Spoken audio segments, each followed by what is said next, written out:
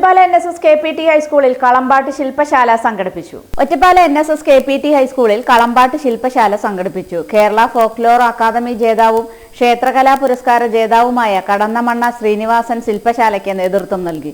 പ്രധാനാധ്യാപിക K. Radhika Balachandran, PTA president TK Ranjith, KS Rajesh Kumar, Jayaraj, Sumitra തുടങ്ങിയവർ പങ്കെടുത്ത് സംസാരിച്ചു.